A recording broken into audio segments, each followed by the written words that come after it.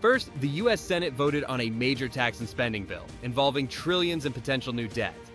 Its passage put pressure on the dollar and triggered volatility in rate-sensitive sectors. On Thursday, the June jobs report came in with around 120,000 new jobs, a slowdown from May. The weaker report raised expectations for a Fed rate cut, which typically supports equities but also signaled a cooling economy. In China, manufacturing PMI data released on Monday showed continued contraction. That added to global growth concerns and weighed on investor sentiment, especially in cyclical stocks. Tesla reported Q2 deliveries on Wednesday, slightly below estimates. A miss could spark renewed pressure on tech and EV names and add to recent market caution. Lastly, central bankers from around the world, including Powell and Lagarde, met in Portugal. Their comments on inflation and rate guidance influenced global markets and added to the week's volatility.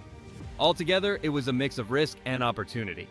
Markets saw a tug-of-war between rate cut hopes and macroeconomic worries, resulting in sharp, unpredictable moves. If you're reflecting on what this means for your portfolio, we're here when you're ready to talk.